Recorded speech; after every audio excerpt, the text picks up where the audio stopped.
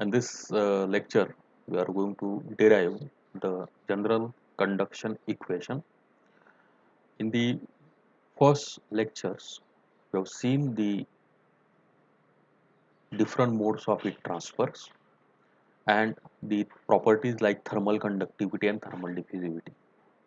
Now, we'll try to derive a generalized equation for the process of conduction, which can be used for finding out the solution of different types of conduction problems in the subsequent lectures. This we are going to do in three different coordinate systems: Cartesian coordinate systems, cylindrical coordinate system, and spherical coordinate system. So let us start.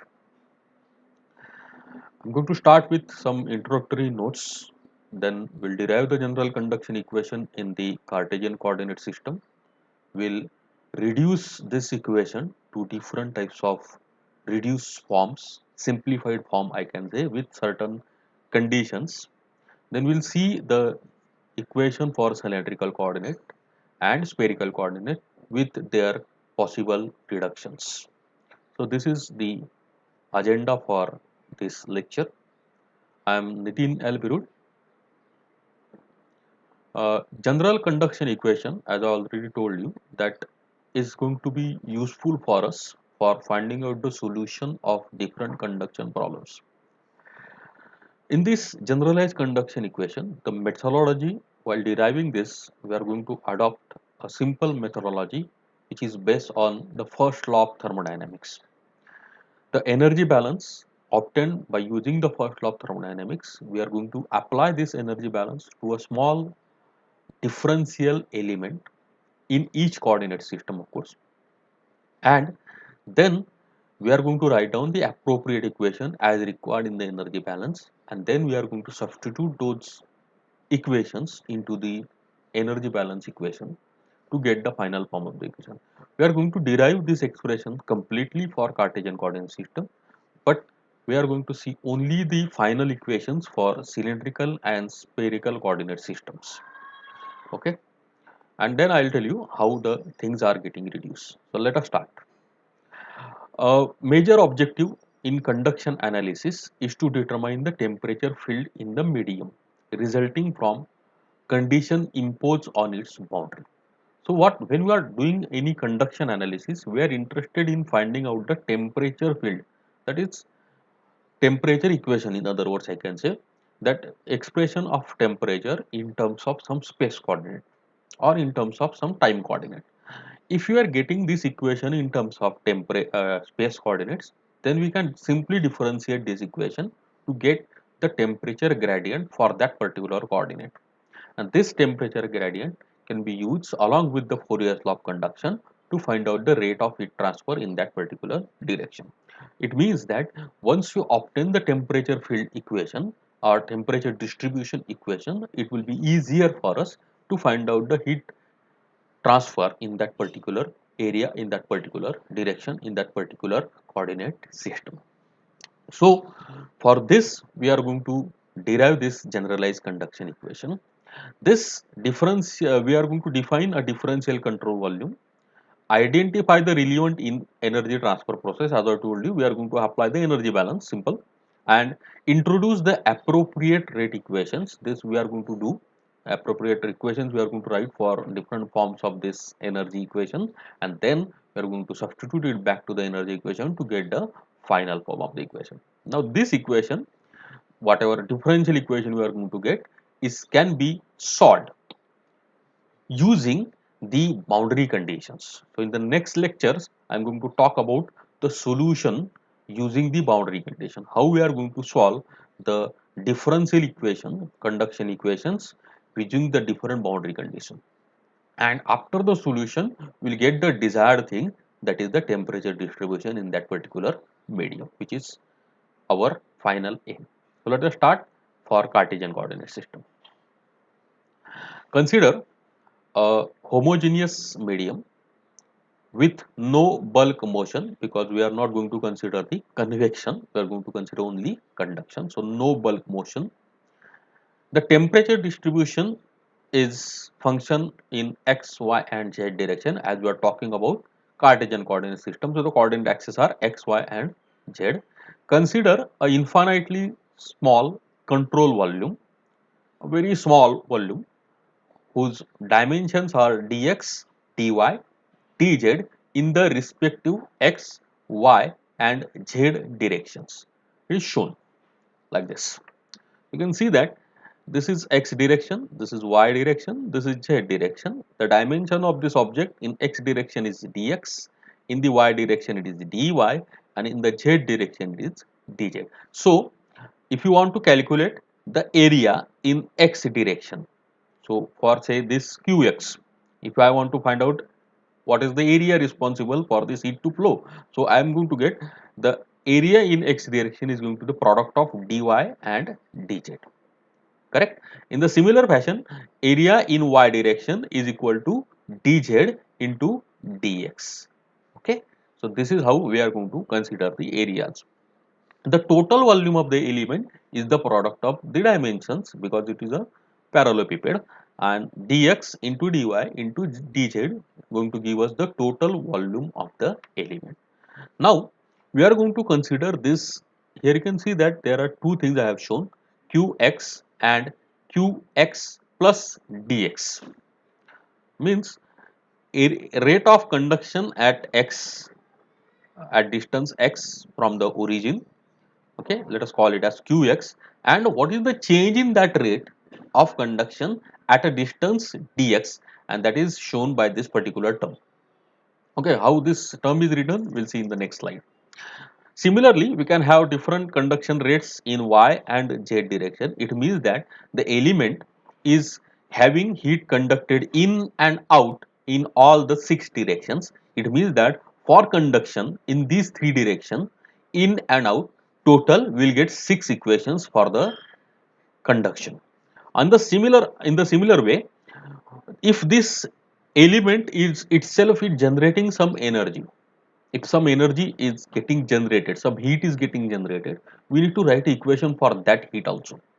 Similarly, because of this conduction in all the three directions, in and out conductions, and the rate of heat generation, there is going to be some change in the internal energy of the object. It means that we have got three terms now. One is the term which is associated with the conduction in the three directions. Second term is related with the rate of heat generation within the object, and the third term is the change in the internal energy of this object. So for that, we'll write down the equations one by one. So let us write it down. The heat conduction rates perpendicular to each of the control volume, control surfaces at x, y and z coordinates. Locations are indicated by terms qx, qy and qz. I have shown you the value of the arrow for qx. Similarly, we can have qy and qz. And we can use simple Fourier law of conduction for writing down the equations for qx, qy and qz. Let us write it down. So for qx, what will get? Minus k, okay, into dy dz, that is the area. As I already told you that in x direction the area is dy dz into temperature gradient in x direction. Now instead of d, you might have seen that del is there. This del indicates that temperature is dependent on x as well as y as well as z. So it is dependent on multiple characteristics, and that's why instead of taking complete differentiation, we are taking a partial differential term. And k here stands for the conductivity in x direction, which may not be same for y and z direction. So here, although it is written only k, you can say that this is the conductivity in x direction, and already I have discussed about the negative sign. In the similar way, we can write out the equations for y directions, that is qy. You can see the area is changed, and z direction. Now the area is changed, and the temperature gradient is with respect to x direction, y direction, and z direction. Okay. So this conductivity values is, this is the conductivity in x direction, this is the conductivity in y direction, this is the conductivity in z direction. Now the conduction heat rates at opposite surface at some distance, say x plus dx, y plus dy, z plus dy. This can be expressed as a expansion of Taylor series. by neglecting higher order terms. Using the Taylor series expansion and neglecting the higher order terms in that expansion, we can write down for x direction this. Qx plus dx is nothing but the Qx, already it is there, plus change in the value of Qx in that distance dx. So Qx plus whatever change is there happening in that value of Qx when it is passing through, when that function is passing through distance dx. Now what is same for y, same for z. So what is this? We can write down this, we can number these equations as 1.1a and 1.1b for x direction, and where 1.1b, that is this equation, simply states that x component of heat transfer, that is qx, at distance x plus dx, that is qx plus dx, is equal to the value of this component at x, that is qx, plus the amount by which it changes, that is del qx upon del x, with respect to x times dx in that distance dx. And similarly we can write down the equations for qy plus dy, qz plus dz using the same logic, and we can number them as 1.1 a, b, c, d, e and f. So in this slide we have obtained the equation for conduction in all the three directions. Now we have got six equations. Already I told you that we are going to get six equations for the conduction processes, because we are having six phases of the parallelepiped, and at each phase there is conduction taking place. Next slide, we'll talk about the other two forms of the equation. Within the medium, there may be some energy source term, that is the energy is getting generated within the medium. Let us call it as q dot, where q dot is the rate of energy generation per unit volume. It means that it can be expressed in terms of watt per meter cube. So if you are having this q dot equal to watt per meter cube, if you multiply it by the volume of the element dx, dy, dz, so this is watt per meter cube multiplied by meter cube, what will get? Watt. It means that this is the rate at which the energy is getting generated within the object. We have seen the equations for conduction. Now we are seeing the equation for energy generated within the object. So we have got a second equation. Let us call it as 1.2, where q dot is the rate at which the energy is generated per unit volume, and it is expressed in terms of watt per meter cube.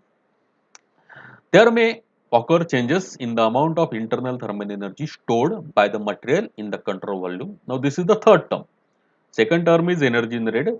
Now because of this energy generated and energy conducted, the first form we have seen the energy which is getting conducted in and out from the six different phases. We have written the equation for that. Then second form we have seen this energy which is generated within the object, that is what is called as 1.2. Now because of these two things, there may be change in the internal energy of the object. That is, whatever energy is there, it may increase or it may decrease. If the increase is there, it will result into increase in the temperature with respect to time. If it is getting reduced, there will be change in temperature or reduction in the temperature with respect to time. So we need to have some equation which will represent this change in the internal energy, and we know that we are calculating normally internal energy in terms of mass into specific heat into the temperature change per unit time. So in differential form, and if you write down instead of mass rho into volume, that is the density of the material into volume, we can get the equation a simple form like this, that is energy stored, okay, that is this change we are calling it as energy stored within the object, because this is the energy which is getting stored. It is rho into volume, that is dx, dy, dz. So that is mass into specific heat into change in temperature per unit time. Once again, I am requesting you to pay attention to the del term. I am not using d.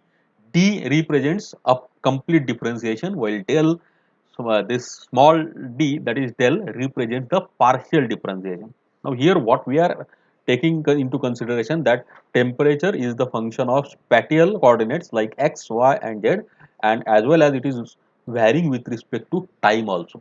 So it is dependent on four different things, three spatial coordinates and one time coordinate, and that's why we are taking the partial differentiation, not the complete difference. Now we have got three equations. Let us call it as 1.3. We have got three equations. One is for six forms are equation 1.1 equation. You have written six forms that represents the total represents the conduction. 1.2 represents the energy which is generated within the object, and 1.3 represents what is the change in the storage energy because of all these things which are happening into the element. Now let us combine them. When where this rho Cp into dt by dt is the time change of the interthermal energy of the medium per unit volume. The general form of the conservation energy, I was talking about this, the general form of energy conservation, that is the first law of thermodynamics, is like this: energy coming in plus energy generated minus energy going out is equal to energy storage. Now what is this energy coming in? That is Qx, Qy and Qz, because energy is supposed to come into the element at in the x, y and z direction at faces uh, which are represented by Qx, Qy and Qz respectively. And what is energy out? Which is Qx plus dx, Qy plus dy and Qz plus dz. So we have written the equations for E in and E out separately. We have got Eg, that is equation number 1.2, and we have got EST, that is energy storage, as equation 1.3, where E in is Qx plus Qy plus Qz and E out is equal to Qx plus dx plus Qy plus dy plus Qz plus dz. Now what we are going to do, we are going to put all these values 1.2, 1.3 and 1.1 equation into this equation 1.4. So next term, substituting equation 1.2, 1.3, 1.5 and 1.6 into equation 1.4, we will get Qx plus Qy plus Qz plus Q dx dy dz, that is the energy generated, minus x plus dx dy, y plus dy minus dy z plus dz is equal to energy stored. So now we have got separate equations for Qs, Qi, Qz and Qx plus dx, Qy plus dy, Qz plus dz. Now substitute all these equations into this equation. Let us call this as equation as 1.7. Now in 1.7, we are going to substitute from equation 1.1a to 1.1f. So if you substitute the values of Qx, Qy, Qz, Qx plus dx, Qy plus dy and Qz plus dz, you will get this. That is my minus del qx upon del x into dx minus del q upon dy upon into dy plus d, like that, and in this term will remain as it is, q dx plus dy plus dz and rho cp into whatever. Let us call it as 1.8. Now qx, qy and qz, you can recall that we have got equations 1.1a, 1.1c and 1.1f, sorry, E, in which we have written the equations for Qx, Qy and Qz. So using this 1.1a, 1.1c and 1.1e into equation 1.8, and what is the common thing? Dividing out the dimensions of the control volume, that is dx, dy and dz. So substituting the values of Qx, Qy and Qz in these equations and dividing the entire term by the volume, that is dx, dy and dz, will get the final equation as this. That is del upon del x in bracket k into del t upon del x plus del upon del y k dt upon del t upon del y plus del upon del z k into del t upon del z plus q dot. Now this dx dy dz is cancelled because of it is divided, and this dx dy dz is also cancelled, and you will get this term. So now let us try to this is actually our final equation. This equation 1.19 is the general form of heat diffusion equation for the Cartesian coordinate system. So this is our final equation. Let us try to understand this equation in detail. Now what is there in this equation? You might have noticed that there are three terms which are representing the space coordinate. That is, the temperature is a function of x, temperature is a function of y, temperature is a function of z. So these first three terms are representing the temperature variation in the space coordinates with x, y and z respectively. Second thing, you might have noticed that K is inside the bracket. It means that K is dependent on the value of X. This K is dependent on value of I, Y, and this K is dependent on value of Z. Means this is the conductivity in X direction, conductivity in Y direction, and conductivity in Z direction. They are not same. They are different, and that's why they are inside the brackets. This is about the spatial coordinate. This particular term Q dot, as I told you, that is watt per meter cube, that is the rate of heat generation within the object. So this term represents the energy generation. So whenever in a problem rate of heat generation is specified or heat generation is specified, then we need to consider this particular term Q dot into picture. And then this term del T upon del T, that time, temperature as a function of time T, small t, represents the variation in temperature with respect to time. It means that whenever temperature is varying with respect to time, we have to consider this. Now let us discuss further. We understood the concepts of these terms. Now, if the problem is of steady condition means temperature is not changing with respect to time. So under steady condition, this term del T upon del T will become 0. It means that this entire term will become 0, and this whatever left hand side is there, it will become equal to 0 under steady conditions. If there is no internal heat generation in the problem, this term Q dot will also become 0.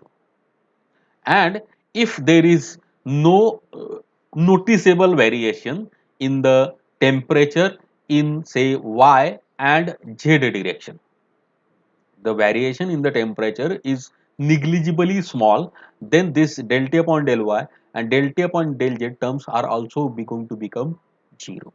It means that we can reduce this equation to the required condition. Suppose a one dimensional problem we are considering without heat generation and without or steady conditions, with steady conditions, then the equation will reduce. This term will become 0, this term will become 0, this is 0 because heat generation is 0, it is steady, so that's why it is 0, and the equation will reduce to del upon del x into k into del t upon del x. And in that case also one more simplification is possible, that if you consider that k is a constant, k is independent of this direction, then this k can be taken out and this equation will become del square t upon del x square. Del x square is equal to 0. So this is how we can reduce the different forms. In next particular things, we are going to discuss about the different types of problem. What type of problem we are expected to solve? We are expected to solve one dimensional conduction problem without heat generation. That is this under steady condition. So this we are going to ignore and this we are going to ignore in the first problem. In the second problem, we are expected to solve one dimensional steady state conduction with heat generation under steady conditions. So this is also going to become 0 and this entire term will become equal to plus q dot is equal to 0. So in that way we can reduce the equation and we can find out the solution. Let us take a look at some forms, some typical forms. If the thermal conductivity is a constant, so we can take out that k uh, from the all the brackets, and if it is a constant means k in the x direction is equal to k in y direction is equal to k in the z direction, means if the material is isotropic, we can reduce the equation in more simplified form. Now the k is taken out from the bracket, that's why it is becoming del square t upon d square, del square t upon del y square, del square t upon del z square. K is taken out and it is taken into division. So it is divided, entire equation is divided by k. So this term will become q dot upon k. And here it was rho Cp upon k. Rho Cp upon k. We already introduced a term called as k upon rho Cp and we have termed it as thermal diffusivity. So this term will become 1 upon alpha and then this equation del T upon del T. So where k upon rho Cp is equal to alpha and that is already you have taken as thermal diffusivity. Now this equation under steady conditions, this term will become 0, no change in the amount of energy storage and the equation 1.9 will reduce to this one, 1.9, the previous one. If it is 1.10, then this equation under steady conditions will become, this term will become 0. So del square T, this plus Q by K is equal to a big 0. So this is how we can reduce it.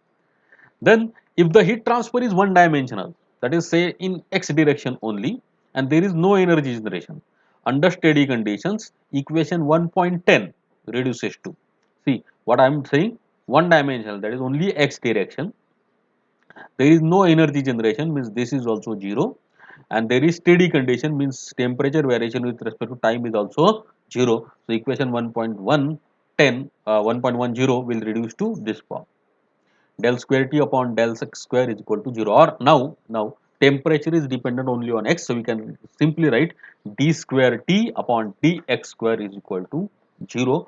The solution of this particular equation we are going to obtain as our first problem.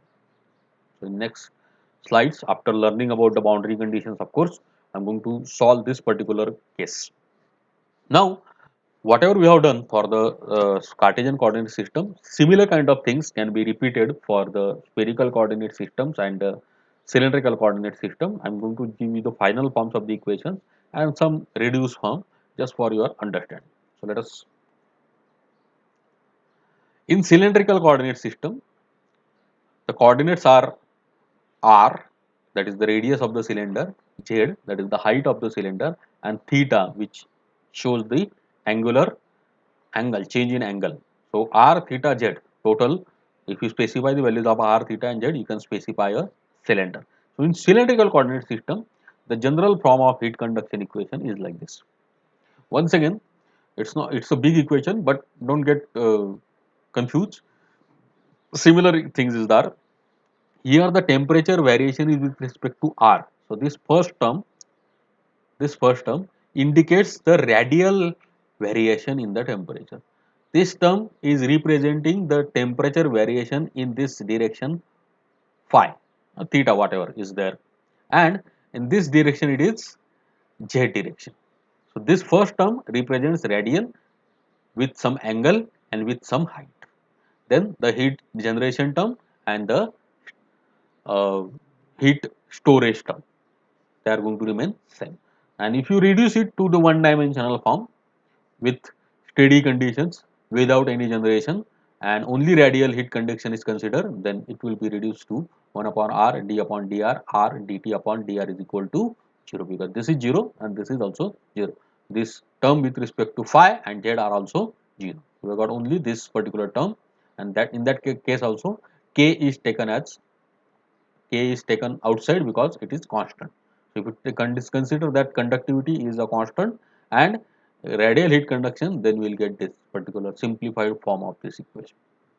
Similar conditions can be repeated for spherical coordinate systems, and in the spherical coordinate system, the coordinates are r, theta and phi, and in r, phi and theta, and for this generalized form it's like this. So first this term is representing r, this is representing phi, and this is representing theta. So if you represent r, phi and theta, this is heat generation term and this is the energy storage term. So if you reduce it to the one dimensional conduction without heat generation with constant thermal conductivity without under steady conditions, the equation will be reduced to this form. There is 1 upon r square d upon dr, r square dt upon dr is equal to 0. You might have noticed that in the cylindrical coordinate system we have got the same equation, only instead of r square it was r. So that is the difference in the one dimensional form of steady conduction equation in spherical and cylindrical coordinate system. So in this particular lecture we have learned about the general conduction equation, we have derived the expression, and we have studied different forms.